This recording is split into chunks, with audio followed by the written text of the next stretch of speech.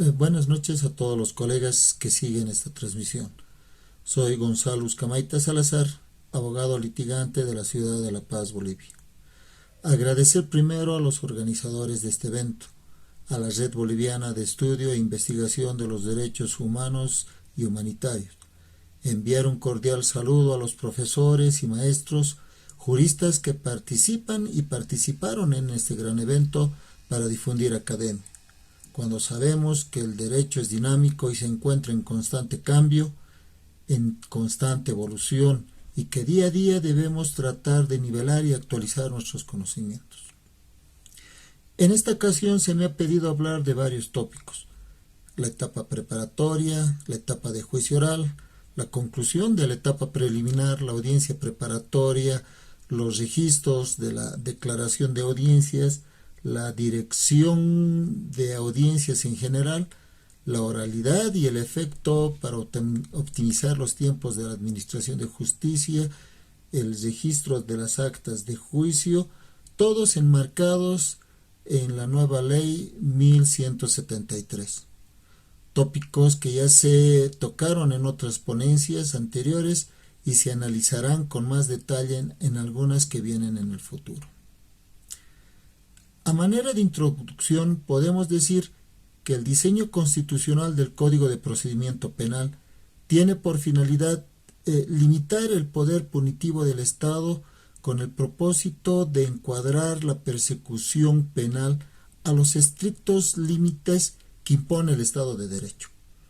Límites que se traducen en el respeto a la dignidad, a la libertad, a la igualdad de las personas, la transparencia, la legitimidad y agilidad de la administración de justicia a través de un sistema que diferencia claramente las funciones de acusación, de defensa e investigación. Según el doctor Alvin Esser del Derecho Procesal Penal, en el sistema acusatorio, este es considerado como un sismógrafo de la constitución política del Estado de cada país. Esto rige sin duda en lo que se refiere a la posición jurídica del imputado, considerando que en mayor o menor medida el imputado debe ser respetado en sus derechos. Debe ser respetado como un sujeto poseedor de determinados derechos y no solo tratado como un objeto pasivo del procedimiento. Pero sin duda es importante lograr que también estos derechos los tiene la víctima. Es decir, se tiene que lograr un equilibrio entre las garantías del imputado y los derechos de la víctima, a los que también está obligado el Estado. El año 2001 se puso en vigencia plena el Código de Procedimiento Penal, que introduce el sistema acusatorio que privilegia la oralidad, buscando hacer valer los derechos de todos sin distinción de condición económica, grupo étnico, preferencia política, en igualdad de condiciones para todos los ciudadanos. Asimismo, el Código de Procedimiento Penal precautela la legalidad en la obtención de la prueba. Recordemos los artículos 13, 71, 171 del Código de Procedimiento Penal, la celeridad y justicia pronta, que lo define los artículos 130, 133, 134 y 334 de procedimiento. También es deber del Estado realizar un juicio penal breve, sin dilaciones, con la finalidad de resolver la situación del imputado como inocente o culpable, como también la tutela del interés resarcitorio de la víctima. Existe la existencia y responsabilidad en el caso de los imputados detenidos y es un derecho el de ser juzgados sin mayores dilaciones dentro de los plazos establecidos. El artículo 116, parágrafo 10 de la Constitución Política del Estado, concordante con el artículo 8, numerales 1, 2 de la Convención Americana sobre Derechos Humanos, rigen este aspecto. El tratadista Fernández Montalvo asegura que la dilación indebida también tiene incidencia en el resultado del proceso y en la búsqueda de la verdad material que en él se persigue, ¿no? Ya que con el retraso del juicio puede resultar inútil incluso la prestación del testimonio que hacen algunos testigos por el lógico olvido de los hechos o de la identidad de los que en ellos participaron. Entonces se considera que el principal problema de la justicia, especialmente boliviana, constituye la retardación de justicia, independientemente de cuáles sean los móviles. Esta retardación de justicia se encuentra tipificado en el Código Penal boliviano en su artículo 177, cuando nos habla de la negativa o el retardo de justicia. El funcionario judicial o administrativo que en el ejercicio de su función o administrando justicia retardare o incumpliere los términos será sancionado de 2 a 5 años de privación de libertad. Personalmente, y muchos tratadistas coinciden, no se cree que existe un sistema de enjuiciamiento penal de los conocidos a través de toda la historia que pueda considerarse como una vía perfecta de solución de conflictos. Todos tienen fortalezas, debilidades, pero es dominante la opinión, ¿no? Que un sistema con predominio de la oralidad, la publicidad, como es el sistema acusatorio, posee más ventaja que inconvenientes frente a sistemas caracterizados por la escritura, presentar memoriales, etc.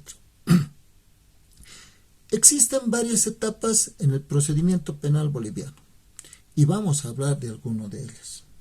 Específicamente vamos a hablar de la etapa preparatoria. Y para hablar de la etapa preparatoria se debe mencionar que la misma debe concluir en un plazo ordinario de 6 meses o de manera extraordinaria en un plazo de 18 meses.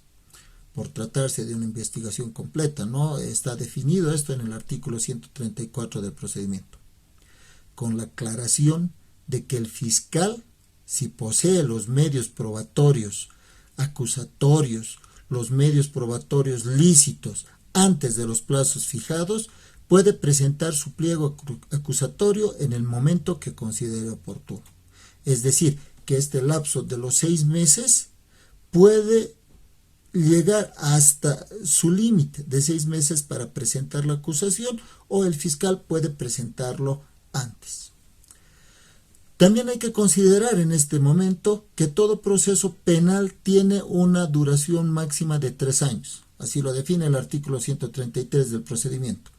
Si vence dicho plazo, la autoridad jurisdiccional de oficio o a petición de parte extinguirá la acción penal y puede generar responsabilidad disciplinaria y penal al funcionario negligente. Se tiene que tomar en cuenta que la etapa preparatoria, según el artículo 277 de procedimiento, tiene por finalidad la preparación del juicio oral público contradictorio, mediante la recolección en esta etapa de todos los elementos que permitan fundar la acusación fiscal o del querellante, y la defensa del imputado, con la estricta vigilancia del juez de garantía. Es decir, poniendo un ejemplo, si el fiscal que ejerce la dirección funcional de la investigación, que se traduce en la dirección legal y estratégica de la investigación, precisa ingresar a un domicilio, necesariamente debe fundamentar su solicitud ante el juez de instrucción, porque conforme al artículo 54 de procedimiento, el juez cautelar o contralor de garantías constitucionales es aquel que es el único que puede dar alguna autorización después de valorar la solicitud realizada. Es decir, deberá otorgar, si corresponde, mediante un auto fundamentado. El auto fundamentado es respaldado en el artículo 124 de procedimiento, un mandamiento de allanamiento, siguiendo nuestro ejemplo. En este mandamiento de allanamiento se encuentra respaldado en el artículo 180 de procedimiento. Si el fiscal ingresara al domicilio sin esta orden judicial, esa prueba obtenida resulta ser ilícita, vulnerando de esta manera los artículos 13, 71, 171 de procedimiento. Y esta prueba obtenida en forma ilícita no puede ser utilizada en juicio, porque vulnera los derechos y garantías del imputado. Todo esto nos da a entender que el juez en ningún momento, en ningún caso, puede tomar el rol de director de la investigación, menos el de investigador, como disponía antiguamente en otro procedimiento penal. No puede señalar de oficio inspecciones, reconstrucciones o producir prueba. Se constituye realmente en un verdadero imparcial. Asimismo, los fiscales no pueden realizar actos jurisdiccionales, ni los jueces actos de investigación que comprometan su imparcialidad. Esto lo indica el artículo 279 del procedimiento. Es lo que llamamos el control jurisdiccional. Así surge la etapa preparatoria. La etapa preparatoria, que ya habíamos dicho, deberá finalizar en el plazo máximo de 6 meses de iniciado el proceso. Respaldado esto mediante sentencias constitucionales, la 1430-2002, la 1036-2002, la 764 del 2002 también, entre otras, que han realizado la interpretación constitucional de los artículos 284, 301, 302 y 323 de procedimiento, donde se establece que el proceso penal se inicia con la notificación de la imputación formal. Es decir, que la etapa preparatoria empieza a partir de que el imputado tiene conocimiento de la imputación formal. Lo dicho se respalda en el artículo 277, que indica que la etapa preparatoria tendrá por finalidad la preparación del juicio oral y público, y como lo habíamos mencionado antes, mediante la recolección de todos los elementos que permitan fundar la acusación del fiscal o del querellante y la defensa del imputado. Entonces, podríamos definir que la etapa se encontraría definida por varios actos, por varias subetapas. Podemos hablar de unos actos iniciales o de la investigación preliminar, misma que se inicia con la denuncia o querella o con la noticia sobre la comisión de un delito, artículo 284 y siguientes de procedimiento. Otra etapa que se la denominaría etapa intermedia, que comienza con la imputación formal, artículo 301, 302 del procedimiento, y se presenta el inicio del proceso penal, siendo los supuestos 2, 3, 4 del artículo 301 las opciones alternativas a la imputación formal. Podríamos hablar de una tercera subetapa, constituida por los actos conclusivos, entre los que se encuentra la presentación de la acusación por el fiscal, conforme al artículo 323, y de esta manera queda claramente establecido que el proceso penal se inicia con la imputación formal, como ya lo establecimos anteriormente. Con este sazonamiento cobra ya la importancia el llamado control de legalidad de la investigación penal, toda vez que se hace patente el sistema de control de vigencia de los derechos y garantías constitucionales, donde el juez cautelar se constituye en un verdadero contralor de constitucionalidad del proceso penal, por lo cual la existencia de este control viabiliza la descongestión del sistema concentrado de revisión en acciones tutelares. Al respecto tenemos abundante jurisprudencia constitucional que afirma este beneficio. Así, la sentencia 181/2005 de 3 de marzo respecto a un recurso de habeas corpus, en el que entonces recurrente denunció que el juez de instrucción de Villa Tunari vulneró su derecho a la libertad por detención indebida e ilegal, debido a que la autoridad dispuso su detención preventiva pasada las 24 horas desde su aprehensión, desconociendo el artículo 303 de procedimiento, cuando de oficio debió haber dispuesto su libertad. Sin embargo, se aclaró la improcedencia de este recurso presentado bajo el siguiente argumento. El Código de Procedimiento Penal, al prever la existencia de un órgano jurisdiccional competente para conocer y resolver de manera directa y expedita las supuestas vulneraciones a los derechos y garantías que pudieran tener origen en los órganos encargados de la persecución penal, no resulta compatible con el sistema de garantías previsto en el ordenamiento aludido, porque acudir directamente o de manera simultánea a la justicia constitucional intentando activar la garantía establecida por la Constitución, ignorando los canales formales establecidos, consiguientemente, el habeas corpus no debería activarse, toda vez que en los casos en que la supuesta lesión no ha sido separada por los órganos competentes de la jurisdicción ordinaria estudiados. Es decir, que se deberían agotar todas las instancias respectivas antes de acudir a la justicia constitucional. Entonces, con este preámbulo, reiteramos y acordamos que la preparación del juicio consiste ¿en qué? En proveer tiempo suficiente al fiscal y al acusador particular para que puedan reunir los elementos necesarios para fundar acusación.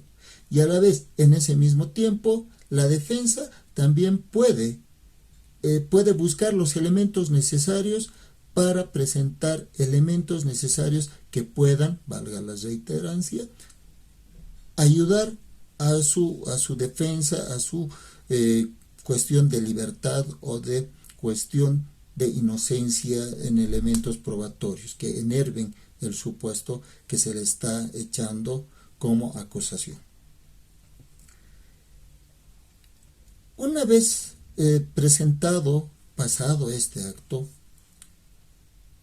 la preparación del juicio que realizan los jueces técnicos, como emitir decreto de radicatoria, notificación al querellante para que pueda constituirse en acusación particular, la fijación de fecha de iniciación del juicio, las citaciones, notificaciones a los imputados, la elaboración de mandamientos de comparendo para lograr la asistencia de los testigos, peritos, etc., se la hace conforme a los artículos, conforme al respaldo de los artículos y de la normativa contenida en el artículo 79, en el 343, en varios artículos que tienen por objeto preparar el juicio para que el mismo se vaya desarrollando sin ningún objeto de dilación y que tampoco sea objeto de nulidad. Se debe recordar que la base del juicio es la acusación, que en la práctica se traduce como un acto soberano, aquel acto soberano del fiscal o el acusador particular que delimita lo objetivo y lo subjetivo del hecho a probar. O sea, que el tribunal no podrá incluir hechos no contemplados en alguna de las acusaciones, aclarando que además de la acusación fiscal puede existir otra acusación denominada acusación particular, previsto por el 342 de procedimiento. Si se ha cometido un delito de acción pública que afecta la civilizada y pacífica convivencia en colectividad, es pues el fiscal que representa al Estado y a la sociedad quien tiene la obligación de ejercer la acción penal contra el presunto o presuntos autores del ilícito. Sin embargo, el artículo 76 del procedimiento acertadamente amplía el concepto de víctima a las personas ofendidas por el delito, es decir, al cónyuge, conviviente, a los parientes dentro del cuarto grado de consanguinidad y segundo de afinidad, al hijo, padre adoptivo, en los delitos cuyo resultado sea la muerte del ofendido. Por lo que al inicio de la investigación, el fiscal informa a la víctima sobre la persecución penal para que él mismo pueda, conforme a su derecho, conforme al artículo 77, 79, 289, 298 de procedimiento, puede estar presente dentro de ese proceso. Es decir, podrá provocar la persecución penal o intervenir en la ya iniciada por la Fiscalía, con todos los derechos y facultades previstos por la Constitución. No solamente por la Constitución, sino también por el procedimiento y algunas leyes especiales. Este plazo para interponer la querella y adherirse es hasta el momento de presentación de la acusación fiscal, o sea, cuando concluye la investigación. Sin embargo, eso no le priva de ser parte del proceso. Entonces, si el fiscal presenta acusación después de haber ejercido un verdadero poder de investigación, habíamos indicado que constituye un acto soberano de esta autoridad conforme al 323 de procedimiento, debe ofrecer sus pruebas de cargo. El tribunal debe radicar la causa, que en la práctica es el acto procesal que abre la competencia del tribunal para conocer el caso, previamente verificando que el pliego acusatorio, es decir, la acusación, cumpla todos los requisitos establecidos por el artículo 341, con la aclaración que en la práctica resulta imprescindible señalar la situación jurídica actual del imputado para poder notificar personalmente con esta acusación conforme lo amerita el 163, pese a que este requisito no está contemplado en el artículo 341 de procedimiento. Si faltara algún otro requisito, el tribunal no radicará la causa y como control de admisibilidad solicitará a la parte que complemente la acusación. Una vez que ya sea subsanado, se notifica a la parte querellante para que presente su acusación particular en el plazo de 10 días a partir de su legal notificación, ofreciendo los medios probatorios que resultan computables a partir del día siguiente de su legal notificación. Es decir, este plazo de 10 días empiezan a correr a partir del día siguiente de su legal notificación, respaldados en el artículo 130 de procedimiento. Una vez que se haya vencido este plazo, se pondrá en conocimiento del imputado la acusación fiscal y del querellante, si este que hubiese presentado, ¿no?, y las pruebas de cargo ofrecidas, para que dentro del mismo plazo, es decir, de 10 días, ofrezca sus pruebas de descargo. Para que una vez vencido este plazo, el tribunal dicte auto de apertura de juicio. Este plazo para que se dicte auto de apertura de juicio no debe ser en un tiempo menor de 20 días ni mayor a 45 días conforme lo amerita el artículo 340 en parte infine y el 343 de procedimiento.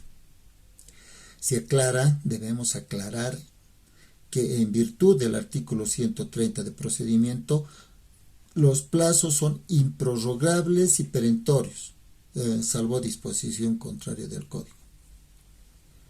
Se debería considerar que el juicio oral debe ser realizado en lo posible de una sola vez, es decir, sin interrupción hasta el pronunciamiento de la sentencia, velando por la máxima concentración de los actos procesales. Y es con este fundamento que el Código de Procedimiento Penal establece un orden secuencial y coherente para el desarrollo del juicio. Este orden secuencial y coherente se lo debe manejar en respaldo del artículo 344 al 365 de procedimiento. Debemos recordar, una vez más, que el juicio verbal es aquel en el cual las exposiciones de las partes y sus pruebas se realizan a viva voz, oralmente, en las audiencias respectivas, con un orden preestablecido, grabándose y labrándose actas. La máxima concentración en este tipo de audiencias emerge como consecuencia de los principios de inmediación y de oralidad. Pues cuando el juicio oral se ha realizado después de hace mucho tiempo o es interrumpido con demasiada frecuencia, los jueces corren el peligro de extraer su conocimiento ya no de la memoria, sino de las actas y las situaciones anteriores, y es por esta razón les diré que el pronunciamiento de la sentencia en su integridad debe realizarse en un máximo de 3 días posteriores al pronunciamiento de la parte resolutiva. Es decir, conforme al 361 de procedimiento, la parte resolutiva sí se la puede leer finalizado los debates, finalizado los alegatos de conclusiones, pero tienen un plazo de 3 días para su pronunciamiento íntegro, en su integridad de la sentencia, desarrollando los fundamentos del por qué se ha llegado a esa decisión. El presidente del tribunal es aquel que ejerce la dirección del juicio oral, pero cuando su decisión es impugnada, participan la totalidad de los jueces conforme a lo dispuesto al artículo 338. Y esta dirección se plasma de dos maneras. Podríamos llamar una dirección material y otra dirección formal del juicio. Entendemos como dirección material cuando los intervinientes de la fiscalía, los intervinientes del acusador particular, el abogado de la defensa o el imputado pueden acudir ante el tribunal como cuerpo colegiado contra una disposición o decisión del presidente referida a la dirección material del juicio. Lo fundamental es que las partes se encuentren presentes en la audiencia del juicio. El imputado debe estar asistido de un abogado para evitar que se encuentre en estado de indefensión durante todo el proceso, durante todo su juzgamiento. Y según la línea asumida por el Tribunal Constitucional en la sentencia constitucional número 547 del 2002 de 13 de mayo, esta omisión generaría nulidad de obrados. Dice esta sentencia que el artículo 9 de la ley 1970 señala que todo imputado tiene el derecho irrenunciable a la asistencia y defensa de un abogado desde el primer acto del proceso hasta el fin de la acusación. No debemos olvidar que el derecho de la defensa se encuentra íntimamente relacionado con el derecho procesal penal, toda vez que no debe existir ninguna razón para que el derecho a la defensa, pueda ser desconocido. Este derecho a la defensa también está necesariamente relacionado porque no hay razón que el procedimiento penal no permita que la defensa técnica y material se desarrolle en audiencia. Es decir, que el imputado tiene la opción de tener la defensa técnica y la defensa material como base, como sustento y fundamento para que pueda ejercerse el derecho a la defensa. En cuanto a la presentación de la acusación, habíamos hablado que la víctima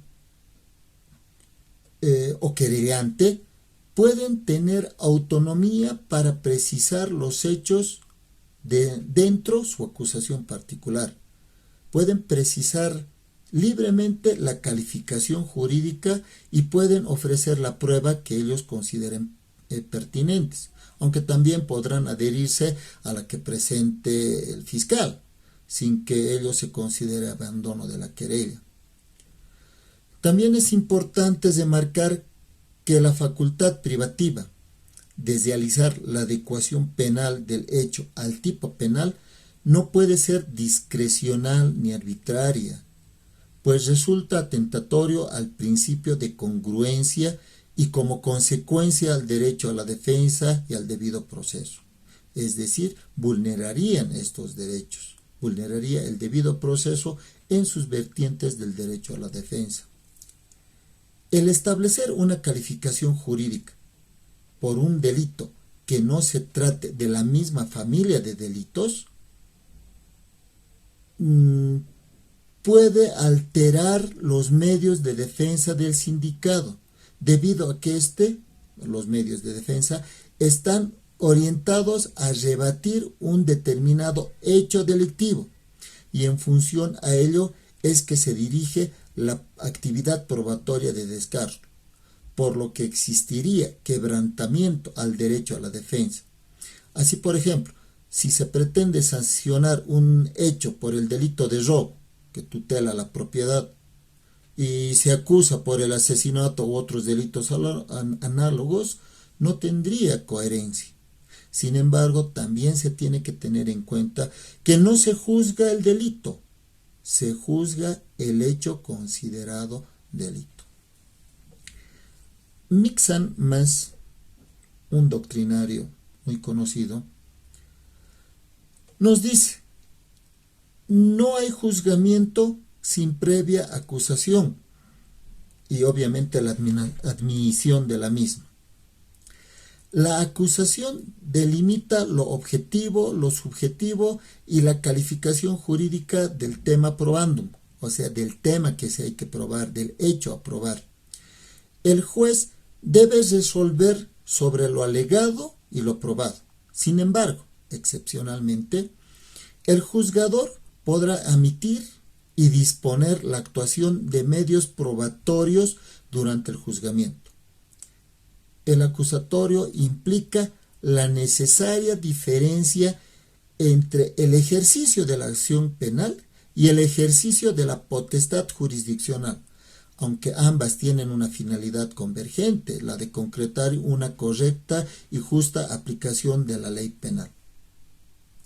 Al respecto, Jimeno Sendra apunta que el objeto del proceso penal está constituido por las acciones u omisiones delictivas sometidas a juicio, es decir, por los hechos enjuiciados en cuanto son delictivos y por las consecuencias penales que se derivan para los sujetos inculpados.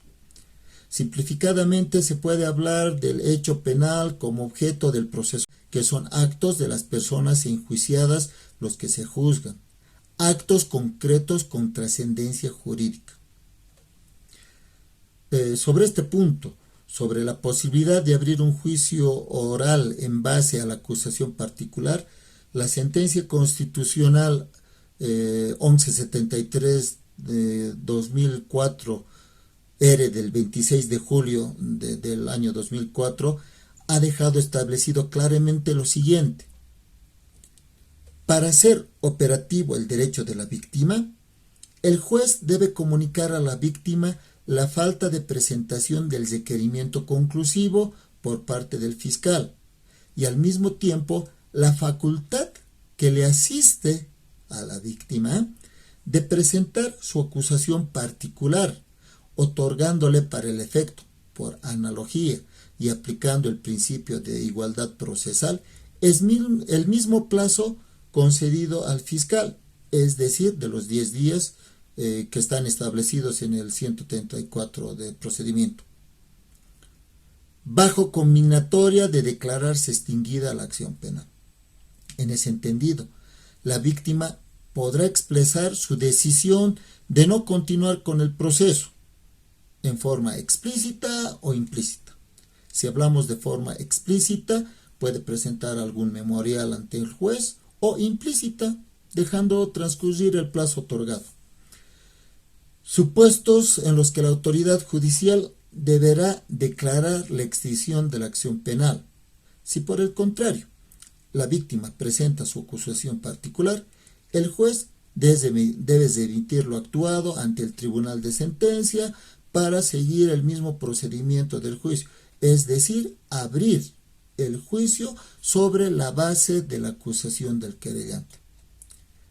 Este entendimiento es coherente con el artículo 342 del procedimiento, que establece claramente que el juicio se podrá abrir sobre la base de la acusación fiscal o la del querellante indistintamente. Así como lo señalado en el tercer párrafo de este precepto, que expresa que el juicio no podrá abrir si no existe al menos de una acusación, normas que permiten que el juicio por delitos de acción pública sea abierto por el querellante a través de la acción particular.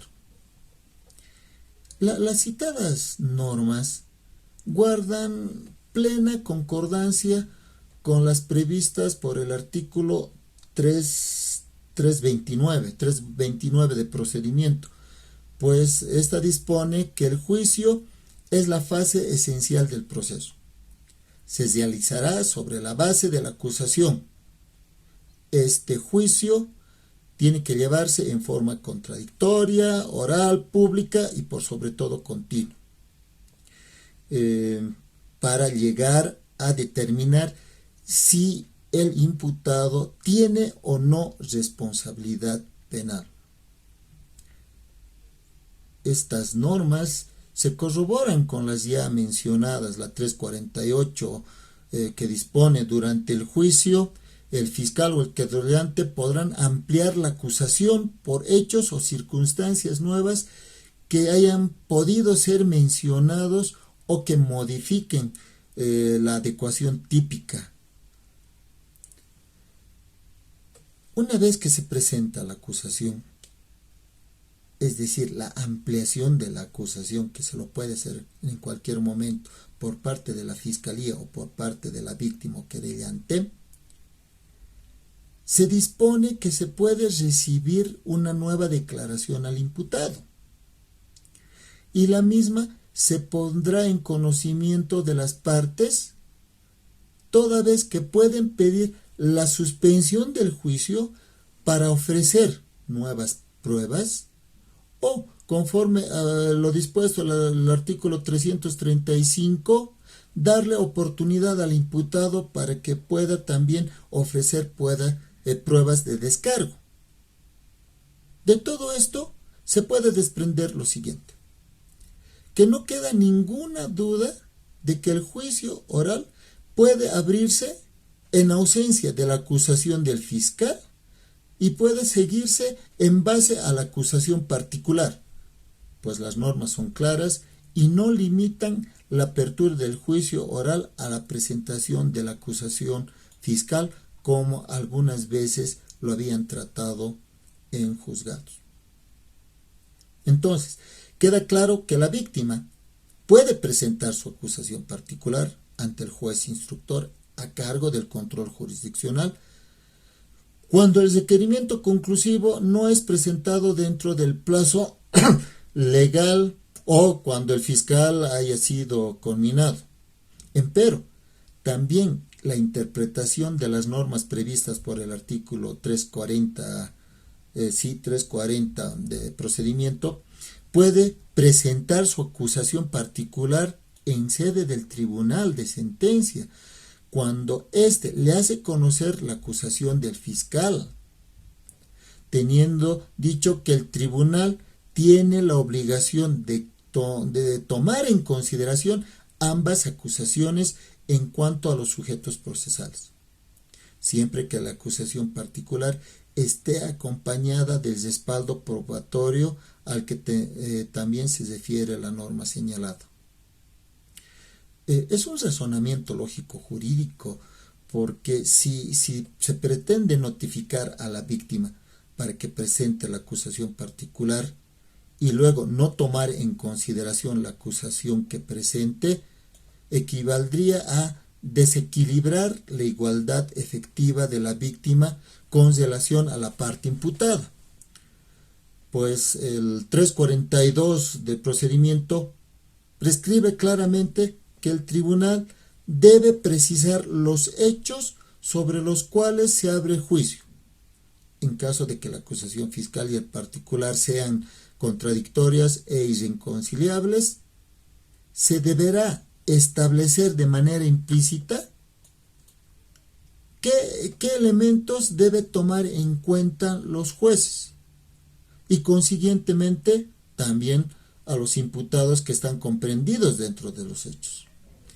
Este razonamiento también se sustenta en la interpretación sistematizada de las normas del Código de Procedimiento Penal, pues resguardan a la víctima en el entendido de que cuando el Ministerio Público no cumple su rol, el querellante puede proseguir la acción penal pública. Y obviamente también resguarda el derecho del imputado a presentar sus pruebas de descargo de acuerdo a la acusación que se le ha presentado. Es importante mencionar que cuando hay sobreseimiento no impugnado o el sobreseimiento ratificado, tiene como efecto la conclusión del proceso con relación al imputado en cuyo favor se dictó este sobreseimiento, no pudiendo abrirse un proceso penal por el mismo hecho. Así se infiere claramente de la interpretación de las normas previstas en el 324. Es decir, si el fiscal ha emitido un sobreseimiento a favor de un imputado, la víctima que ha dejado pasar la oportunidad de impugnar este sobreseimiento no puede abrir por sí sola otro proceso. Ya se estaría juzgando en doble instancia. Ahora bien, en la etapa de juicio, todas las audiencias que se puedan desarrollar en la etapa de juicio se deben registrar mediante un acta escrita o por un medio audiovisual conforme lo determina el artículo 371.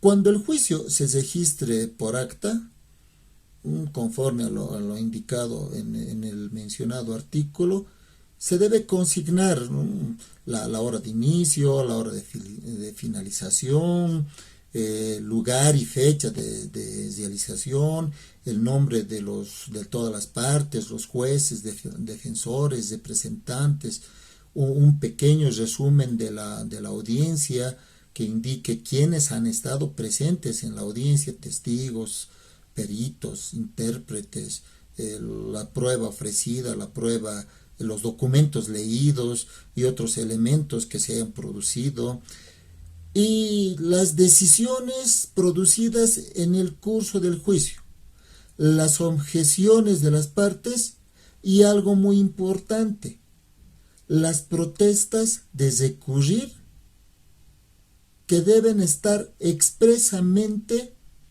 registradas en el acta, toda vez que esa es la única vía permitida para poder acceder a un recurso posterior. Y esas actas deben tener las firmas de las partes intervinientes, ¿no? Cuando el juicio se registre por un medio audiovisual, el presidente del tribunal debería ordenar lo conveniente para asegurar la fidelidad de estas grabaciones, de estos registros en medios audiovisuales. Dentro de las formalidades que deben guardarse en la celebración del juicio, como ya lo habíamos hablado, de acuerdo al 371, podemos registrar en forma indistinta, es decir, no es obligatorio adoptar en forma concurrente las dos opciones que nos muestra el código. Ahora bien, la ley 1173 implementa el registro digital de las declaraciones para todas las partes, con excepción de lugares que no tengan acceso a la ciudadanía digital.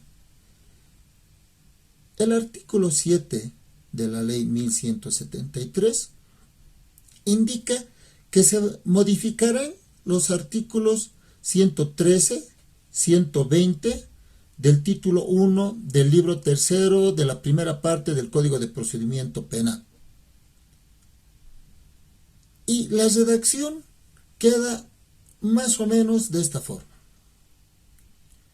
Cuando hablamos del artículo 113, indica que las audiencias se realizarán bajo los principios de contradicción, continuidad, oralidad e inmediación.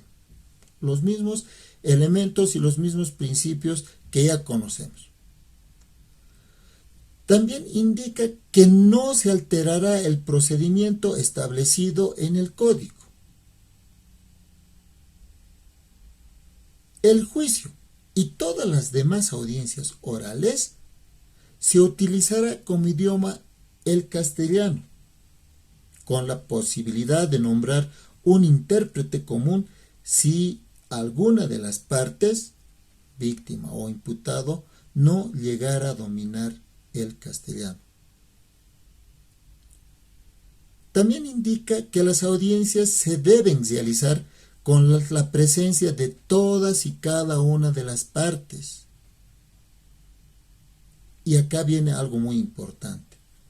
Si el imputado no comparece a una audiencia, el juez librará mandamiento de aprehensión únicamente a efectos de su comparecencia. Es decir, que irán a aprehender al imputado para que se presente a la audiencia de juicio. Simplemente para eso, únicamente para eso. Si es el defensor el que no comparece a la audiencia, se considerará abandono malicioso y se designará un defensor de oficio. Se sancionará conforme al artículo 105 y se remitirán antecedentes al Ministerio de Justicia para que el mismo pueda registrar en su Cardex de alguna manera que este abogado ha hecho este abandono malicioso. Si es el querellante quien de manera injustificada no comparece a la audiencia o se retira de ella sin autorización, se tendrá por abandonado su planteamiento, su querella. Si es el fiscal quien no está presente, el juez deberá notificar inmediatamente al fiscal departamental para la designación de otro. Y aquí también hay que tomar en cuenta algo muy importante. Esa audiencia no puede ser convalidada cuando el fiscal solamente presenta el cuaderno de investigación y él se retira de la audiencia. Y el juez o tribunal en ningún caso puede suspender las audiencias y deberán hacer uso de su poder ordenador y disciplinario y pueden disponer todas las medidas necesarias para lograr la comparecencia de las partes, entendiéndose a las partes víctima, imputado, Ministerio Público, abogados. Si se llegara a suspender por cualquier motivo la audiencia, el juez tiene la obligación de volver a señalar una audiencia dentro las 48 horas de la misma. Pueden habilitarse horas inhábiles. Ahora surge este problema. Hay muchos fiscales y muchos abogados que pueden alegar la inasistencia porque tienen que acudir a otro acto procesal. Sin embargo, si este acto procesal es notificado con posterioridad ya a la audiencia señalada, el mismo no tiene validez, toda vez de que en ningún momento se puede disponer la suspensión y la notificación va a ser llegada en el momento al abogado o al fiscal. También hay que recordar que en ningún caso se puede disponer la suspensión de las audiencias sin una previa instalación. Los jueces tienen la obligación de instalar la audiencia, verificar los elementos descritos hace un momento para ver la posibilidad de suspensión o no. Sin embargo, cuando todas las partes estén en la audiencia, el juez debe establecer el objeto y finalidad de esa audiencia.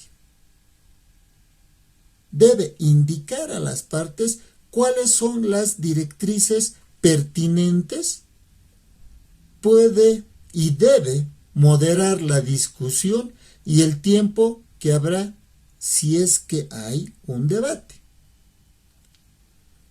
Todas las audiencias deben ser registradas en su integridad digitalmente. Y existe la creación bajo la norma, bajo la 1173, de la llamada Oficina Gestora de Procesos, quien será responsable del manejo administrativo de las grabaciones de las audiencias.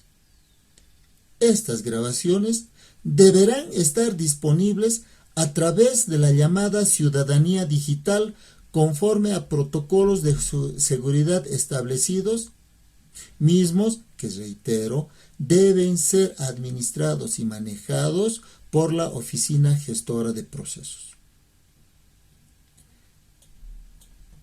De tal forma que se refuerza lo que se indica en nuestra Constitución Política del Estado en su artículo 120. Es decir, que toda persona sometida a proceso será juzgada en su idioma.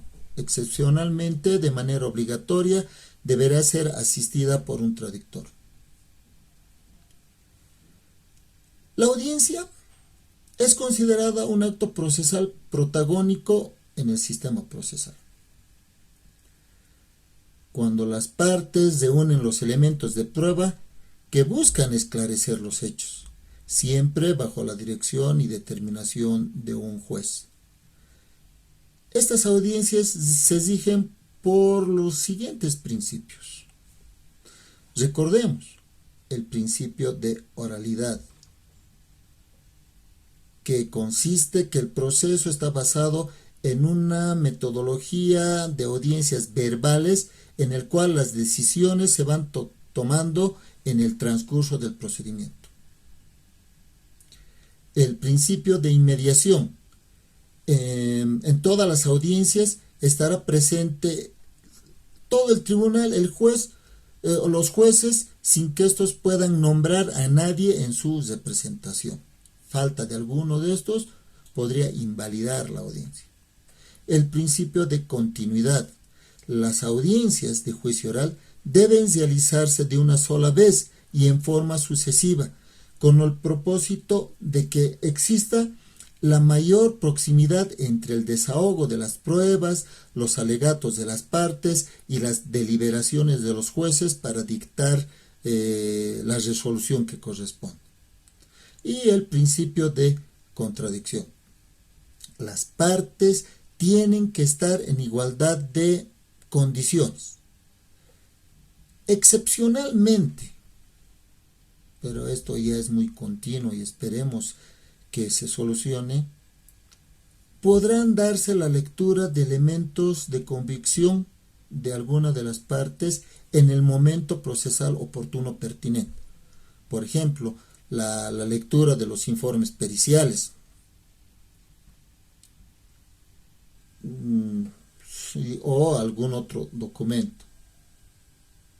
Es de esta manera que la ley 1173 especifica aspectos importantes de audiencia, es decir, el idioma o intérprete, la continuidad y las formas de suspensión de la audiencia, y establece la finalidad, la naturaleza de la misma y el registro digital con predominancia específicamente oral. Sin embargo, dentro de estas audiencias, en el transcurso de la realización de estas audiencias, deberá existir alguien que se encargue de la dirección de las mismas. Encontramos esta referencia en el artículo 338, cuando habla la dirección de las audiencias. El juez o el presidente del tribunal dirigirá las audiencias y ordenará los actos necesarios para su buen desarrollo. El derecho de defensa como parte integrante del debido proceso ha sido y es uno de los pilares fundamentales en los cuales descansa la protección constitucional del imputado. Al asumir una defensa activa en el proceso penal, asegurando su participación a efectos de que se pueda precautelar la correcta administración de justicia.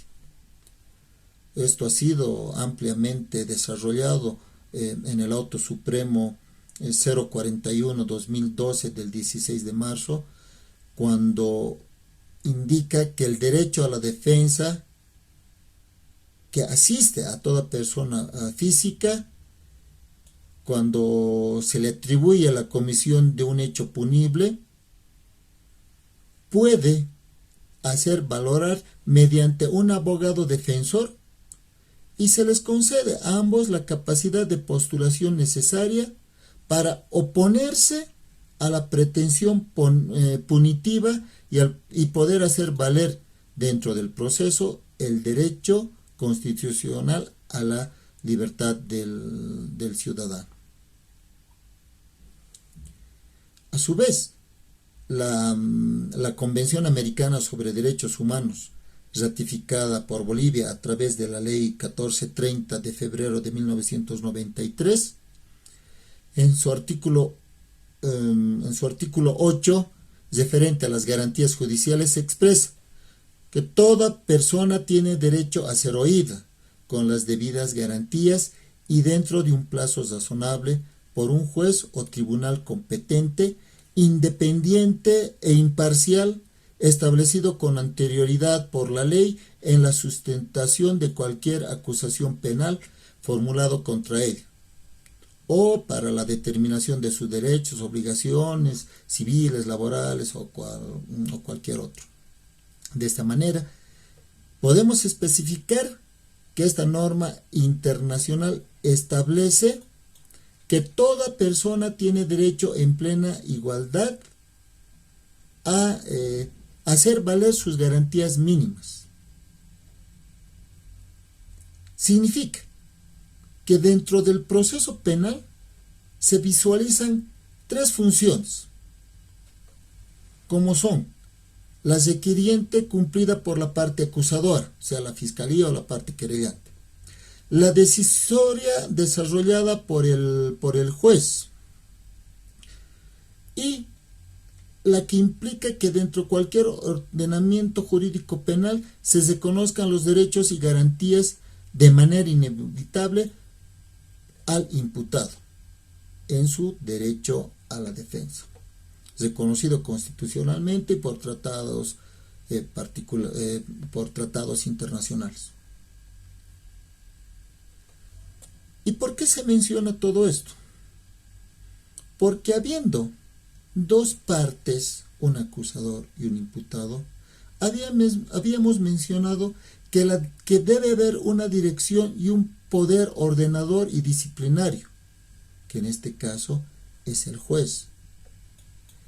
En la sentencia constitucional 249 quebrado 2013 del 8 de marzo, se establece que el juez tiene la potestad disciplinaria para afirmar que el mismo, es decir, que el juez pueda mantener el orden y el decoro que caracteriza a una función judicial. Es decir, que tiene que contribuir y construir un sistema equilibrado entre la potestad disciplinaria y las garantías judiciales con las que cuenta todo ser humano. Y otorga a este poder disciplinario unas medidas que pueden ser asumidas por el juzgador. Sin embargo, estas medidas no han sido objetivamente determinadas. Estas situaciones generan un vacío normativo que debería ser llenado por el legislador. Es decir, no existen qué medidas debería tomarse en cuenta cuando existe algún desorden dentro de esta audiencia. Y esto es contradicho con lo que ahora voy a referir.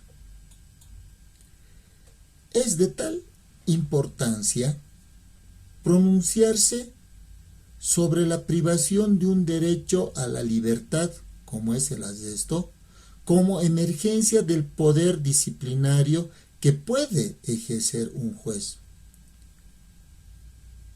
Al respecto, la sentencia constitucional 360, quebrado 2006, del 12 de abril, señala textualmente: a este efecto, corresponde señalar que la norma contenida en el artículo 338 de procedimiento dispone que el juez o presidente del tribunal, dentro de un proceso penal, es quien dirigirá la audiencia y ordenará los actos necesarios para su desarrollo, garantizando el ejercicio pleno de la acusación y la defensa.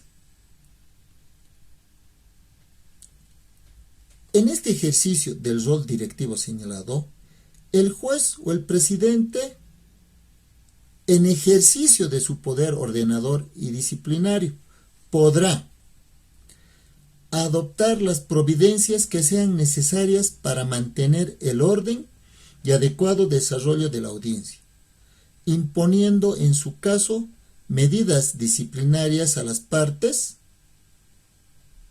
ya sean abogados, defensores, funcionarios, testigos, peritos o cualquier persona ajena al proceso, y además podrá, dice, requerir el auxilio de la fuerza pública para el cumplimiento de sus decisiones y suspender el debate cuando no sea posible restablecer el orden alterado o se produzca un incidente que impida la continuación de la audiencia. El artículo 129, en su numeral 5, indica que el juez puede expedir mandamiento de arresto. Entonces, las normas citadas permiten concluir que en resguardo del normal desarrollo del debate, de la realización de las audiencias y la continuidad del juicio, el juzgador se encuentra facultado para adoptar las providencias y los actos necesarios para mantener el orden de estas audiencias y el respeto debido a su autoridad y a los demás sujetos procesales, cuidando que las actuaciones del debate del desarrollo sean en absoluta normalidad. Sin embargo, esto debe realizarse con la advertencia correspondiente sobre las actitudes irrespetuosas o actos de desaprobación o de censura en los que podrán recurrir, pudiendo en el caso adoptar las medidas necesarias. Por consiguiente, el juez o tribunal, en ejercicio del poder ordenador y disciplinario que la ley le concede, puede adoptar estas medidas, las medidas que considere necesarias, que pueden ser graduales de acuerdo a la naturaleza y gravedad de las faltas en que incurren los sujetos procesales o quienes accesoriamente intervienen en el juicio, lo que implica que no es el resultado de un comportamiento o de una decisión ilegal ni arbitraria que el juzgador puede adoptar como medida disciplinaria, toda vez que ya mencionamos, él está facultado de expedir un mandamiento de arresto, como lo prevé el 129 numeral 5 descrito anteriormente, entendimiento que se sustenta en el equilibrio que debe existir entre el poder ordenador y disciplinario. Ahora bien, como habíamos hablado, ciertos actos para el desarrollo de la audiencia del juicio oral. La instalación de audiencia de consideración y de resolución inmediata.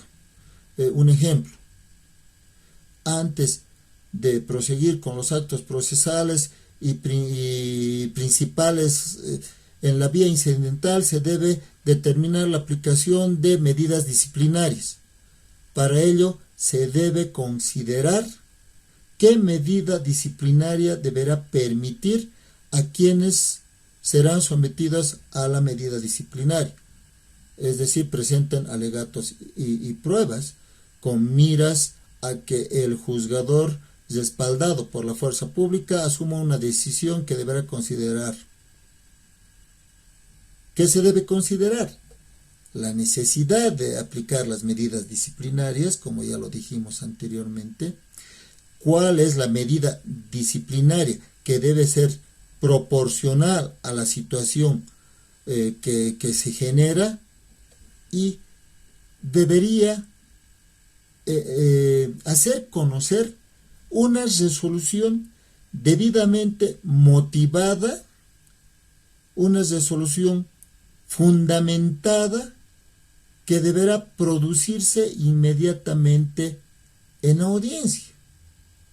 Es decir, que debe hacer una valoración de todos los elementos y deberá aplicarse la regla de la sana crítica que pueda sustentar la determinación que está asumiendo.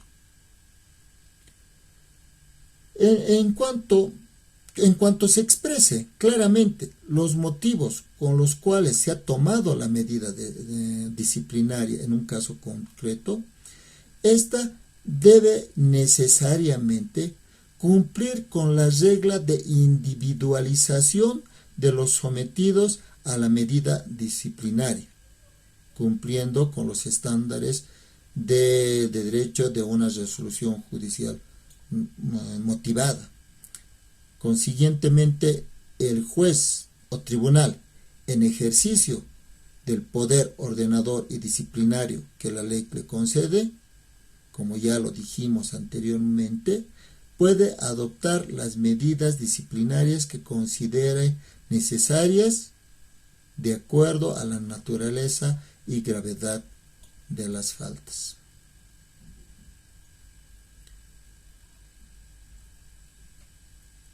Existen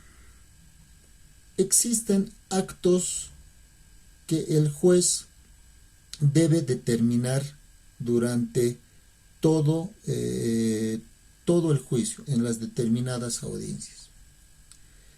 Estos actos, como ya lo habíamos definido, se encuentran en el código, se encuentran determinados específicamente, pero lo más importante y a manera de conclusión en todos estos puntos que se ha platicado en esta ponencia, es la de saber observar primero el desarrollo del debido proceso.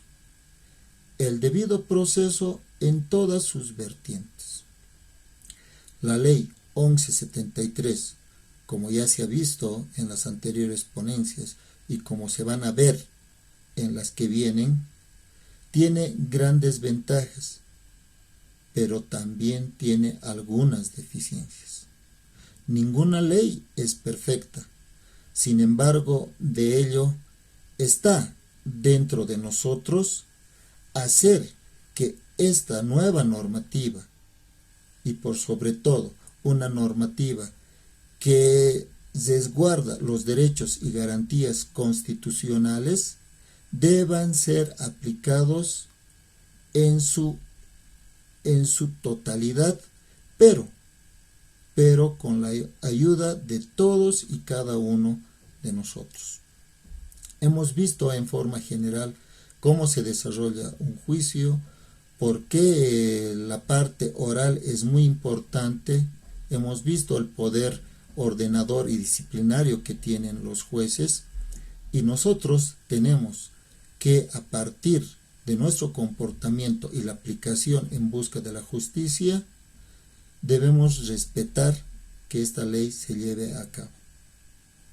Espero que esta charla que les haya dado sea el inicio de un debate que pueda aportar para que podamos poner nuestro granito de arena y podamos lograr una justicia pronta, efectiva y eficaz para cada uno de aquellas personas que vienen a buscarnos a los abogados, para que se desarrolle un proceso en el que ellos están sometidos sin ningún tipo de dilación.